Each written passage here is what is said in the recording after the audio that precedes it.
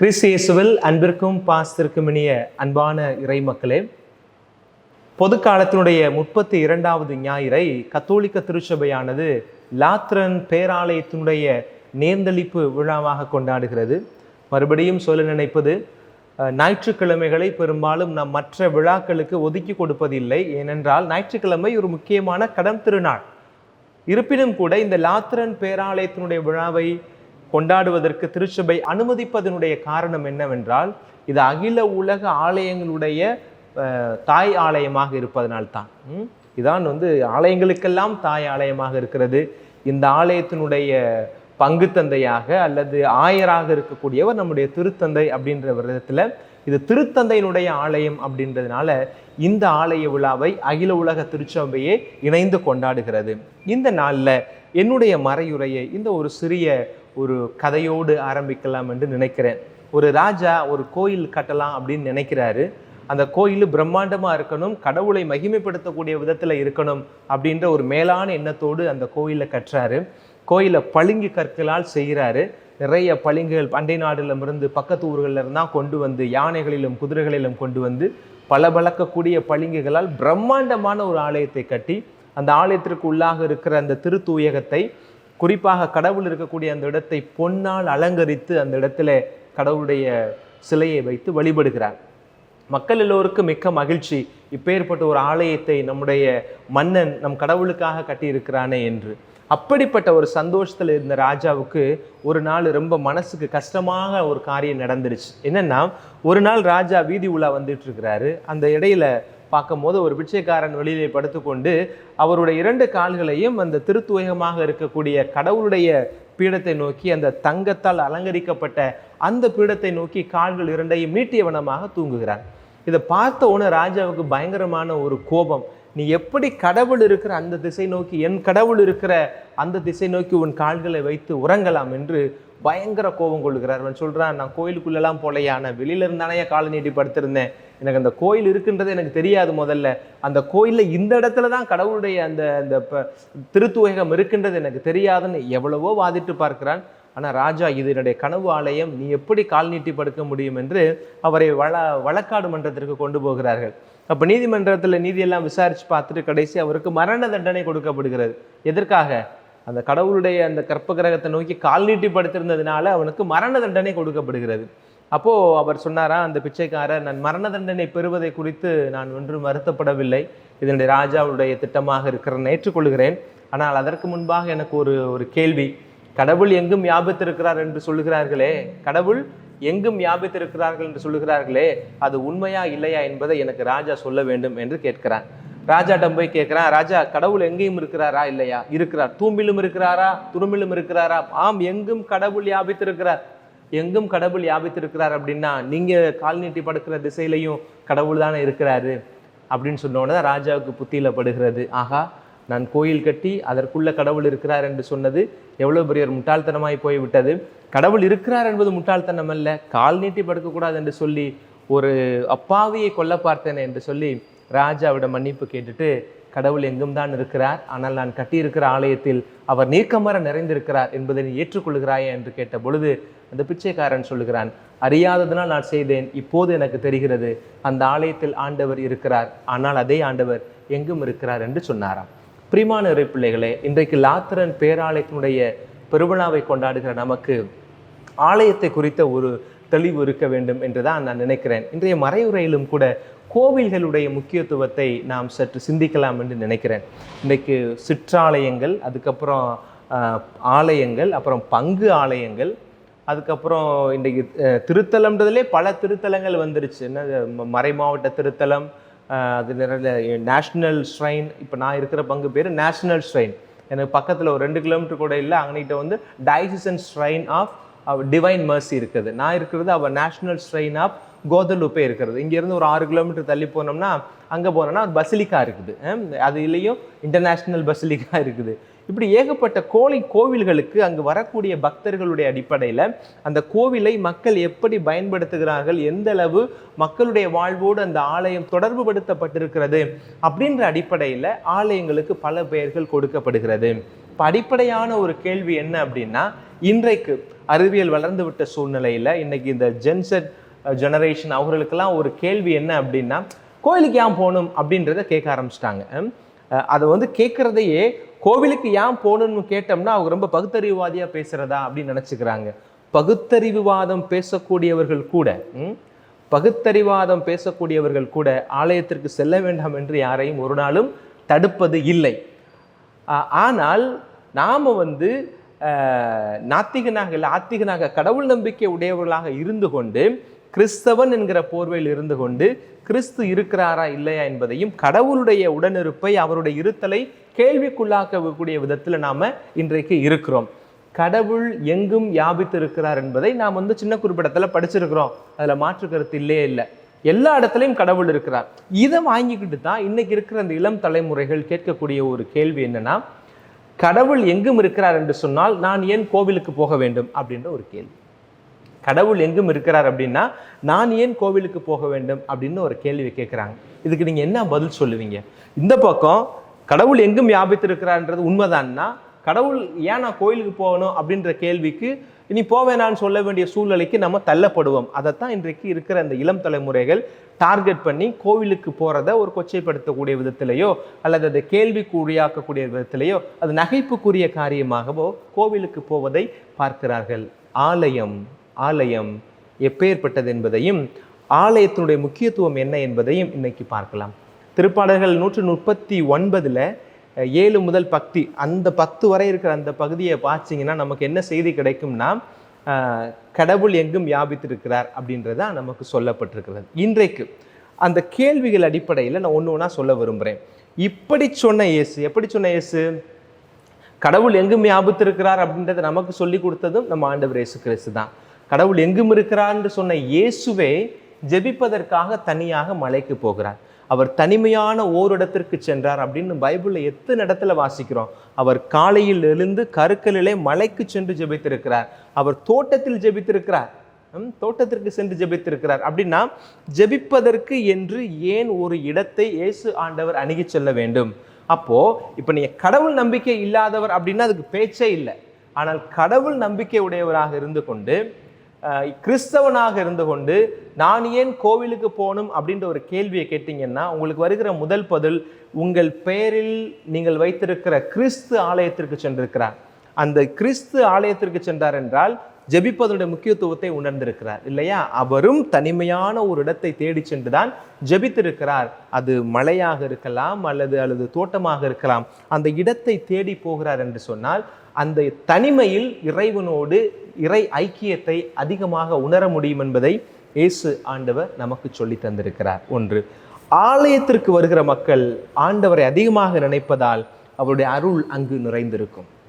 இப்போ கோவிலுக்கு வருகிற மக்கள் எல்லாருமே 1008 சிந்தனையோட வெளியில வருவாங்க. வரும்போது கடையில் போய் மார்க்கெட்டில் ஜாமான் சட்டு வாங்கிட்டு வருவாங்க. வீட்டில் 4 பிரச்சனையோட இருப்பாங்க. இதை முடிச்சுட்டு இன்னொரு இடத்துக்கு போக வேண்டிய வேலைகள்லாம் இருக்கும். இது எல்லாம் அப்படியே தலையை சுத்திட்டு போனாலும் அந்த கோயிலுக்குள்ள வருகிற பொழுது ஆண்டவர் இருக்கிறார் அப்படின்ற ஒரு நிலையில ஒரு மனிதரை அல்லது ஒரு காரியத்தை குறித்து யோசிக்கிறார்கள். இறைமையை குறித்து யோசிப்பதனால் பலரும் ஒரே கருத்தை குறித்து சிந்திக்கிற பொழுது அந்த சிந்தனை வலுப்பெறுகிறது. அந்த சிந்தனைக்கு காரணமாக இருக்கிற ஆண்டவருடைய பிரசனம் அங்கு அதிகமாக பொழியப்படுகிறது. அப்படின்ற விதத்தில் நம்ம ஆலயத்திற்கு செல்ல வேண்டும். பலரும் வந்து கூடக்கூடிய இறுக்கமாக இருக்கிறதுனால அந்த இடத்திற்கு நாம் செல்ல வேண்டும் என்பதை ஆண்டவர் இந்த இடத்துல நமக்கு சொல்லுகிறார். அது உண்மையிலும் உண்மையான ஒரு காரியம். அதனால தான் கோயில்களில் இப்போ நான் இருக்கிற எங்கள் ஆலயங்கள்லையும் சரி, எங்கேயுமே நான் பார்த்துருக்குறேன். கடந்த மார்ச் மாதம் எங்கள் ஆலயத்தில் நாங்கள் அந்த சிலுவை இது என்ன சொல்லுவாங்க, பாஸ்கா நடந்துச்சு. அப்புறம் இந்த ஹெலனா அப்படின்னு சொல்லிட்டு ஒரு இது நடத்துவாங்க. கான்ஸ்டன்டினோபிளுடைய தாயாக இருக்கிற ஹெலனா எப்படி சிலுவையை தேடிக்கொண்டு அந்த சிலுவையை கண்டுபிடித்தாள், இயேசுடைய சிலுவையை அப்படின்ற ஒரு ட்ராமா போட்டாங்க. அப்போது கடைசி நேரத்தில் மழை வந்துருச்சு. நாங்கள் வெளியில் தான் ஸ்டேஜ்லாம் ரெடி பண்ணியிருந்தோம். மழை வந்துருச்சு. அப்போ உடனடியாக பங்ஃபார் என்னை கூப்பிட்டு சொன்னார், பிரிட்டோ வெளியில் பண்ண முடியாது, நம்ம உடனடியாக ஆலயத்திற்குள்ளே நம்ம கொண்டு வர போகிறோம் அப்படின்னு சொல்லிட்டு அவர் எனக்கு கொடுத்த முதல் அறிவுரை என்ன தெரியுமா? நற்கருணை எடுத்து கொண்டு போய் சிற்றாலயத்தில் வச்சிருங்க அப்படின்னு சொன்னார். எனது நற்கருணை எடுத்து கொண்டு போய் சிற்றாலயத்தில் வைத்து விடுங்கள். ஏனென்றால் இது இறைவன் உறைந்திருக்கிற இடம். அப்போ இறைவன் உறைந்திருக்கிற இடத்தில் இறைமை நிறைவாய் பொங்கி வழிவதனால் நாம் ஆலயத்திற்கு செல்ல வேண்டும். நீங்களே ஆலயத்துக்குள்ள போய் நீங்கள் ஜெபிக்கலைனாலும் அந்த இறைமை உங்களோடு அசைவாடி செல்லும். அந்த இறைமை உங்களை உள்ளூர ஒரு வேலையை உங்களுக்கு அது செஞ்சுக்கிட்டே இருக்கும். அதனாலாவது நாம் என்ன செய்யணும்? கோயிலுக்கு போக வேண்டும் அப்படின்றத நம்ம நினைக்கணும். அதே நேரத்தில் கோவில் என்பது ஜெபிப்பதற்கான ஒரு இடமாக இருக்கிற பொழுது அங்கு வேற எதற்கும் வேலையே இருக்கக்கூடாது. நான் சொல்றேன் பாருங்களேன், அது ஜெபிப்பதற்கென்றே உருவாக்கப்பட்டது. The intention is just to pray. அதை நம்ம உணர்ந்து கொள்ள வேண்டும். இப்போ இங்கெல்லாம் பார்த்தீங்க அப்படின்னா, இங்கே பிலிப்பைன்ஸில் கொலம்பாரியம் அப்படின்னு சொல்லி ஒரு சிஸ்டம் சொல்லுவாங்க.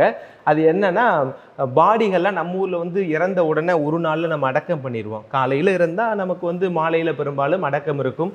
ஒருவேளை பிற்பகல் இருந்தால் ஒரு நாள் இரவு மாத்திரம் வைத்து விட்டு அடுத்த நாள் நாம் அடக்கத்திற்கு போயிடுவோம். இந்த போல் இந்த வெஸ்டர்ன் கல்ச்சர் இருக்கிற அந்த நாடுகள்லாம் பார்த்தீங்கன்னா இந்த சாப்பல் அப்படின்ற ஒரு கான்செப்ட் இருக்கும். ஃபியூனரல் சாப்பல் அப்படின்னு வச்சுருப்பாங்க. அங்கே என்ன பண்ணுவாங்கன்னா, இப்போ நம்ம எப்படி நம்ம ஹாஸ்பிட்டல்ஸில் எப்படி வார்ட்ஸ் வச்சுருக்காங்களோ, இந்த வார்டு அந்த வார்டு ரூம் நம்பரு இப்படிலாம் வச்சுருக்கிறது போல் ஒரு பெரிய பில்டிங் இருக்குது. அதில் 200 ரூம்பு 300 ரூம் இருக்கும். ஒரே நேரத்தில் 200 பாடி 300 பாடி ஒரு 50 பாடி 10 பாடி அந்த அந்த கொலம்பாரியத்தினுடைய அந்த ஃபியூனரல் சாப்பலுடைய கொள்ளளவை பொறுத்து, அறைகளுடைய எண்ணிக்கையை பொறுத்து பாடிகள் அங்கே இருக்கும். இங்கே போனீங்கன்னா நெட்டுக்கு அந்த பாடியை வச்சுட்டு உள்ளே இருக்கும். வெளியில் நம்ம உறவுகள் உட்காந்துருப்பாங்க. வெளியில் இந்த போஸ்டர்ஸ்லாம் வச்சுருப்பாங்க. இல்லை என்ன அப்படின்னா, இப்போ என் பங்குலையே ஒரு அப்படி ஒரு இடம் இருக்குது. கொலம்பாரியம் சொல்கிற அந்த ஃபியூனரல் சாப்பல் இருக்குது. அதை நடத்துகிறவர் ரொம்ப நொடிச்சிட்டார். குடும்பத்தில் பிரச்சனை, அண்ணன் தம்பிகள் எல்லாம் பிரிஞ்சுட்டாங்க. இப்போ அதை யார் நடத்துறதுன்னு தெரியல, பேங்க் கரப்ட் ஆயிடுச்சு. அதனால ரொம்ப நொடிச்சு போயிட்டாங்க. இப்போ அதை விற்கணும். இப்போ என்ன பிரச்சனைனா, அதை விற்றவர் வாங்குறாரு பார்த்தீங்களா, வாங்குறவர் அதே பிஸ்னஸை பண்ணக்கூடியவராக இருக்கணும். ஏன்னா பல பணங்கள் அந்த இடத்துல பல உடல்கள், இறந்த உடல்களை அங்கே வைத்திருந்ததுனால அந்த இடத்துக்கு வந்தவங்க எல்லாருமே எந்த உணர்வோடு வந்திருப்பாங்க?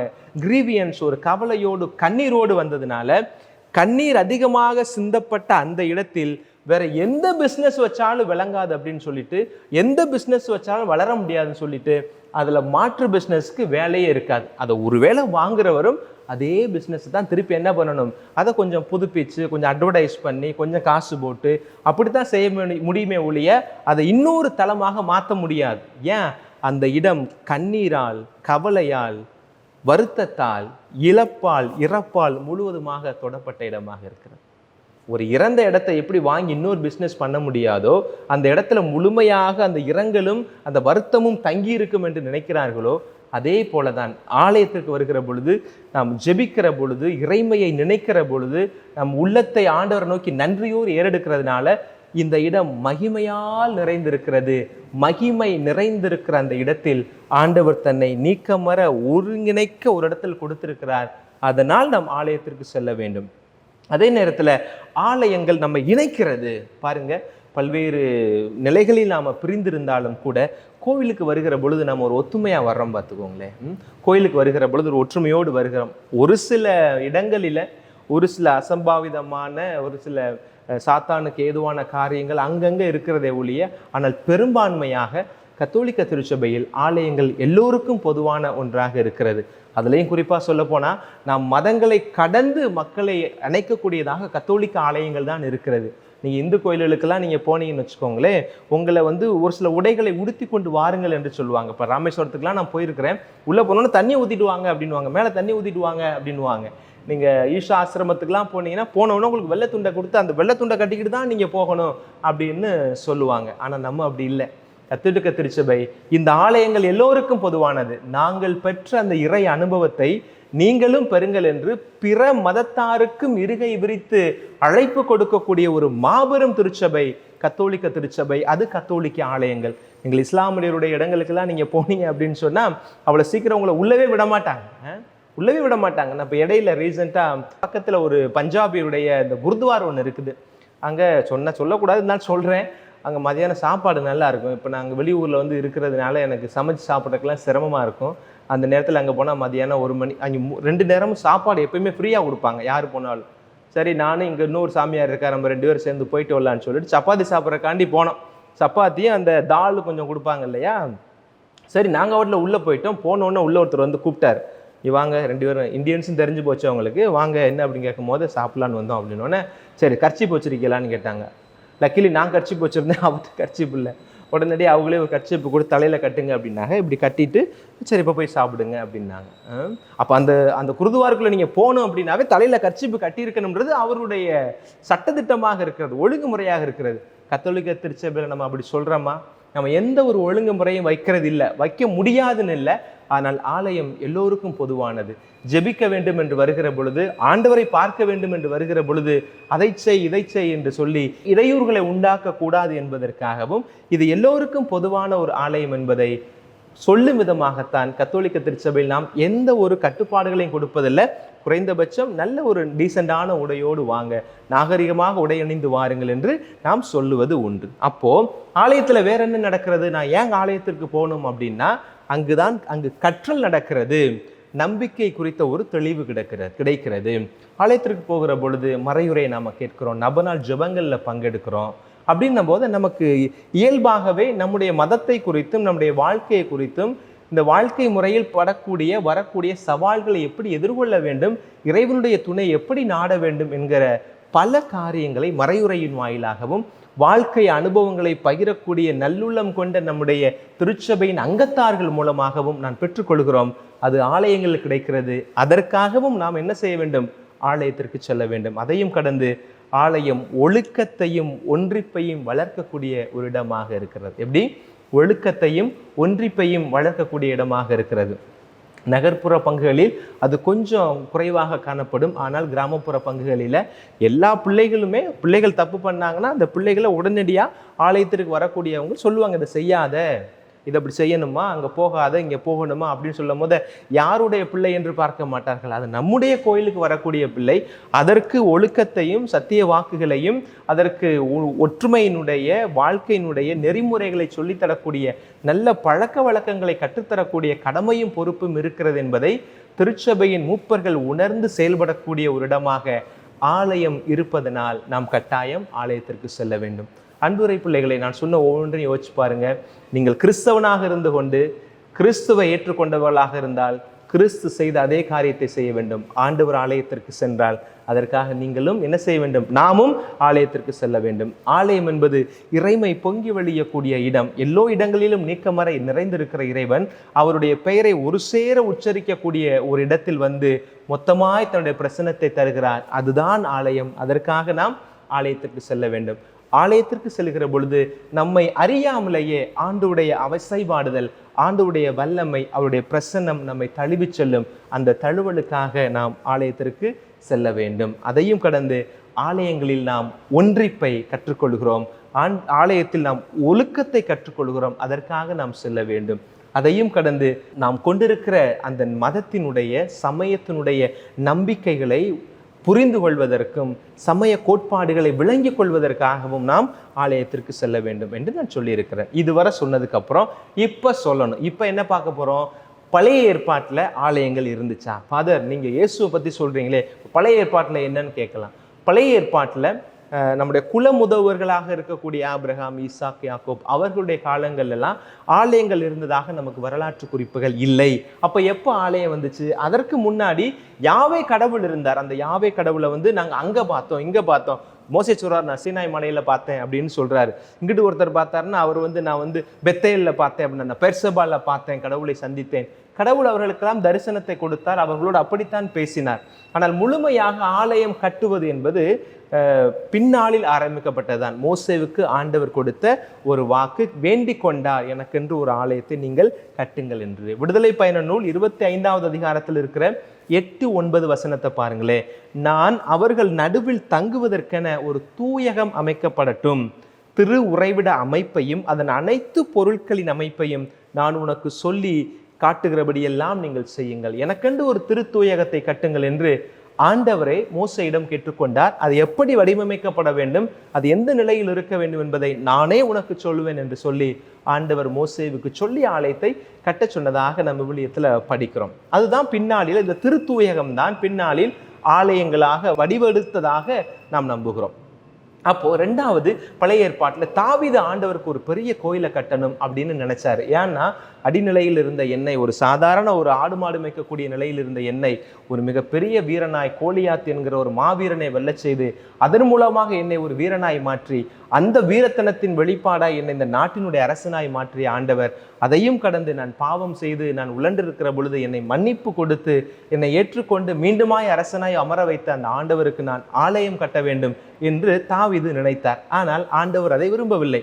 அவருக்கு பதிலாக அவருடைய மகன் சாலமோனை ஆலயம் கட்டும்படி ஆண்டவர் அவருக்கு வாய்ப்பு கொடுக்கிற பொழுது அந்த நாட்களில் தான் சாலமோன் ஆலயத்தை கட்டுறாரு.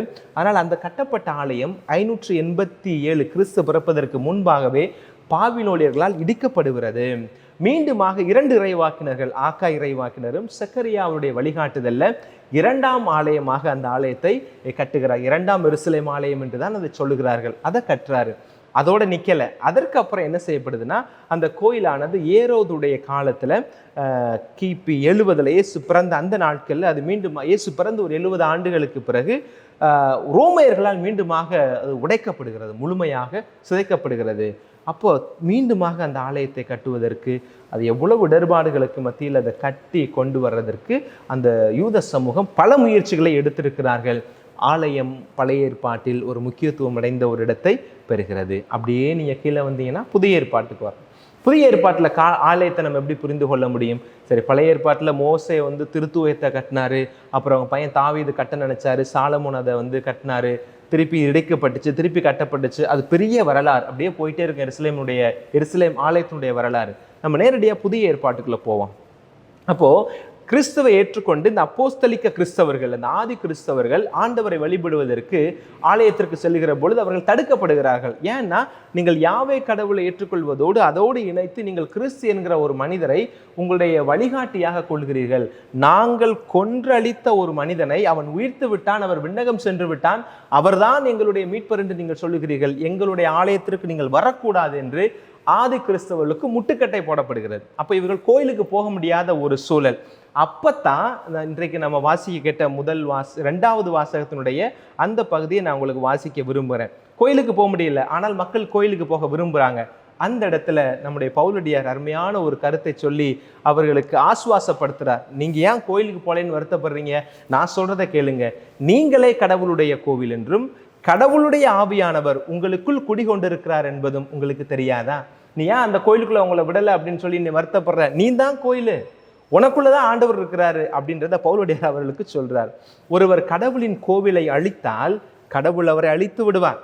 ஏனெனில் கடவுளின் கோவில் தூயது, நீங்களே அந்த கோவில் அப்படின்னு சொல்லிட்டு அவர்களுக்கு ஒரு நம்பிக்கையை கொடுக்கிறார். பின்னாளில் அது ஆலயங்கள் கட்டுவதற்கான ஒரு நீட்சியா அமைஞ்சிச்சு. எப்படின்னா, கடவுளுடைய உடலின் உடைய நீட்சி தான் ஆலயங்கள் அப்படின்னு நாம எடுத்துக்கணும். இப்போ நீங்க யோசிச்சு பாருங்க, கடவுளுடைய உடலாக ஆலயத்தை நாம் கருதுகிற பொழுது ஆலயத்தில் உட்காந்து நம்ம பேசலாமா? கடவுளுடைய உடலாக இந்த ஆலயத்தை நாம் கருதுகிற பொழுது அங்கு ஜெபிப்பதை கடந்து மற்ற காரியங்கள் புரணி பேசுறதுக்கோ அல்லது அடுத்தவங்களை பற்றி பேசுறதுக்கோ அதை நம்ம பயன்படுத்தலாமா? இல்லை. ஏன்னால் அது கடவுளுடைய உடல், அது இயேசுவினுடைய உடல். இயேசுவுடைய உடலின் நீட்சியாக ஆலயம் நமக்கு கொடுக்கப்பட்டிருக்கிறது. சரி, இன்றைக்கு நாம கொண்டாடக்கூடிய இந்த லாத்தரன் சர்ச் இது என்ன அப்படின்ற ஒரு வரலாற்று பின்னணியோட இந்த மறையுரை நான் நிறைவு செய்யலாம் அப்படின்னு நினைக்கிறேன். கிபி 313 நீங்க ரஃபா புரிஞ்சுக்கணும் அப்படின்னா, அந்த 3வது நூற்றாண்டு வரை என்னன்னா வேத கலாபனையினுடைய காலம். ஆதி கிறிஸ்தவர்கள், அப்போஸ்தலிக்க கிறிஸ்தவர்கள் உயிரை கொடுத்து கிறிஸ்துவின் மீது கொண்டிருந்த நம்பிக்கையின் பொருட்டு பலரும் தன்னை இழந்தவர்கள், தன்னுடைய உடமையை இழந்த நிலையில 300வது வருஷத்துக்கு அப்புறம் 313 சொல்றாங்க, 325 பெரும்பாலும் சொல்லுவாங்க. அப்பதான் ரோமையினுடைய பேரரசனாக இருந்த யாரு, கான்ஸ்டன்டினோபிள் கிறிஸ்துவை ஏற்றுக்கொள்கிறான். அதற்கப்புறம் அவர் கிறிஸ்தவனை மாறினதுக்கு அப்புறம் அவர் தன்னுடைய அரண்மனை, இந்த லாத்ரன் அரண்மனை என்ன செய்யறாருன்னா, அப்ப இருந்த அந்த திருத்தந்தைக்கு அதை கிஃப்டா கொடுக்கிறார். இந்தாங்க, நான் ஒரு ராஜா, நான் அரண்மனையில் இருக்கிறேன், நீங்க நான் நம்புற, நான் ஏற்றிருக்கிற இந்த மறையினுடைய தலைவராக இருக்கிறீர்கள், நீங்களும் அரண்மனையில் இருங்கள் என்று சொல்லி அரண்மனையை கொடுக்கிறார். ஆனால் அந்த திருத்தந்தை என்ன செய்யறாருன்னா, அரண்மனையில் இருக்கிறதோடு அந்த அரண்மனையை 2 காரியமா பயன்படுத்துறார். அதை ஆலயமாகவும் பயன்படுத்துறாரு, தன்னுடைய அரண்மனையாகவும் அந்த திருத்தந்தை பயன்படுத்துகிறார். அப்ப இந்த சூழ்நிலையில தான் என்ன ஆகுது, 324வது வருஷம் 1ஆம் சில்வெஸ்டர் அவர் என்ன பண்றாரு, இந்த கோவில், இந்த அரண்மனையை இது மனிதர் வாழ்வதற்கான ஒரு இடம் அல்ல, இது கடவுள் குடிகொண்டிருக்கிற ஒரு இடம் அப்படின்னு சொல்லிட்டு அந்த ஆலயத்திற்கு மீட்பின் அன்னை பசிலிக்கா அப்படின்னு சொல்லி அதை என்ன செஞ்சிடறாரு, அதை அந்த இடத்துல மாற்றி கொடுத்துட்றாரு. அந்த மீட்பின் அன்னை அந்த பசிலிக்காக தான் டயசிஸ் ஆஃப் ரோம், இந்த ரோம் திருச்சபையினுடைய டயசிஸினுடைய தலைமை ஆலயமாக இருக்குது. கத்தீட்ரல் ஆஃப் ரோம் அப்படின்னு சொல்கிறாங்க. அப்போ ரோம் தான் கத்தீட்ரல்னா அந்த ரோமை நகரத்தினுடைய ஆயர் தான் என்ன செய்ய முடியும், அதனுடைய ஆயராக இருக்க முடியும். அப்போது இந்த லாத்திரன் பேராலயத்தினுடைய பங்கு தந்தை ஆயர் யாருன்னா நம்முடைய திருத்தந்தை. ஆயருடைய அந்த ஆலயத்தினுடைய விழாவைத்தான் நம்ம என்ன செய்கிறோம், இன்றைக்கு லாத்திரன் பேராலயத்தினுடைய விழாவாக கொண்டாடுகிறோம். அங்கே இருக்கிற லாத்திரன் பேராலயத்தினுடைய ஒரு பிரதிநிதியாக தான் நம்ம டயசிஸில் இருக்கிற கத்தீட்ரல் இருக்கிறது. அது ரெண்டுக்கு இடையில் அந்த தொடர்பை தான் நம்ம இந்த நாளில் கொண்டாடுகிறோம். பிரியமான இறைப்பிள்ளைகளே, மிக நீண்ட நெடிய மறையுரையாக இருக்கும் என்று நினைக்கிறேன். ஏன்னா இது ரொம்ப முக்கியமானது. ஆலயம் நம்முடைய வாழ்க்கையோடு எவ்வளவு தொடர்புடையது என்பதை நான் இந்த நாளில் சொல்லியிருக்கிறேன். ஒரு சிறிய பழைய ஏற்பாட்டு பின்னணி, அப்புறம் ஒரு சின்ன புதிய ஏற்பாட்டு பின்னணி, அதோடு கடந்து வரலாற்று பின்னணியில் இந்த லாத்திரன் சர்ச் எப்படி அப்படின்றத சொன்னதுடைய நோக்கம் என்ன அப்படின்னா, நான் ஏன் ஆலயத்திற்கு போக வேண்டும் என்று கேள்வி கேட்கக்கூடிய ஒவ்வொருவருக்கும் இந்த மறையுரை ஒரு சரியான பதிலை சொல்லும் என்று நம்புகிறேன். இந்த மறையுரையை கேட்கிற ஒவ்வொருவருமே ஆலயத்தின் மீது அதிகமாக பற்று கொண்டிருக்கக்கூடியவர்களாகவும், அந்த ஆலயத்தில் பொங்கி வழிகிற இறைமையை நிறைவாய் பெற்று அந்த நிறைவை பிறரோடு பகிர்ந்து கொள்ளக்கூடிய நிறைவின் கத்தோலிக்க கிறிஸ்தவையாக வாழ்வதற்கு இந்த நாளிலே உங்களுக்காக ஆராதனை வலையொலி ஜெபிக்கிறது. உங்களுக்காக இறைவனுடைய அருள் கிடைக்க நாங்கள் வேண்டுகிறோம். ஆமென்.